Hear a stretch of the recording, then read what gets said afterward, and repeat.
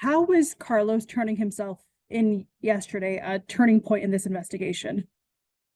It is potentially a very big positive in our favor because now it gives us the opportunity to potentially interview him and find out what he has to say, whether he will implicate himself or the other guys, what is going to happen with that. So it is a good thing. Being that we put out yesterday that he had surrendered. How is the town of Pahrump today? It's been a few days since this incident happened. Obviously, two people still at large. Pretty concerning out there.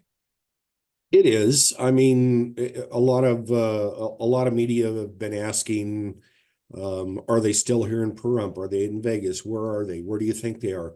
They could be anywhere. They could be here in Pahrump for all we know. We have shaken every bush we could find and turned over every rock we could find here in Pahrump. We've come up with nothing at this point. We have received information that maybe they're going to California, maybe they're going to Mexico. Anything is possible, and we're just following up on everything we can. And you have gone to every single address for these two. We've gone to every address that we can find that has any connection to any of the three. Here in town, what is the help that you guys are getting when it comes to searching for the two suspects? Because as you said, they could be anywhere. They could be anywhere. If we were to get a solid tip about a particular address in Vegas, we would definitely reach out to whichever agency it is, whether it be Metro, Henderson, North Las Vegas, whoever. We also have the United States Marshal Services assisting in the search. So they are doing whatever magic it is that they do, because they are so good at what they do. They got to be magic somehow. So any help that we could possibly need, I know that a simple phone call and we would get it. You know, a small town like Pahrump, tell me about how difficult this case might be. You guys don't come across this type of crime too often. No, we don't. It's I was doing an interview with somebody else just a few minutes ago, and a homicide in Nye County is an anomaly. It doesn't happen all the time.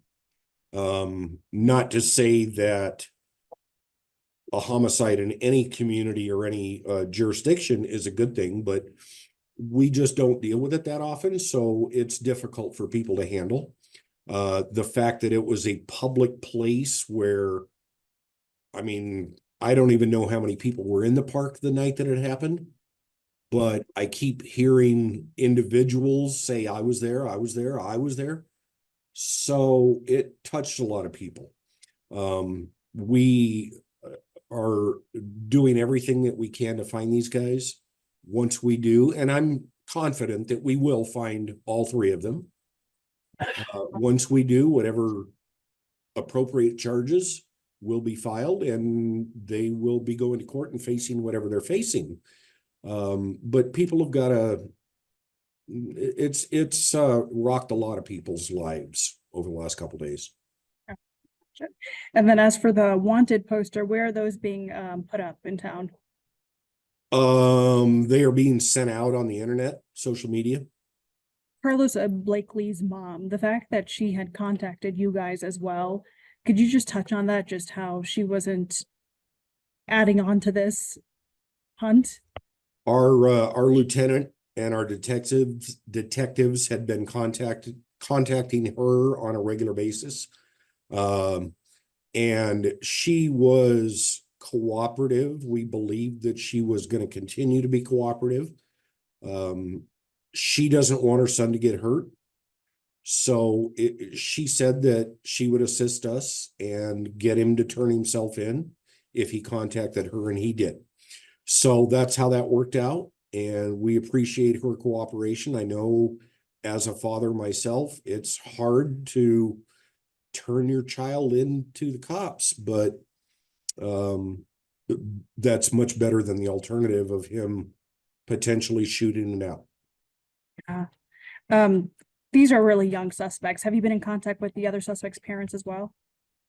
I am not sure if the detectives had actually made contact with all the parents or not.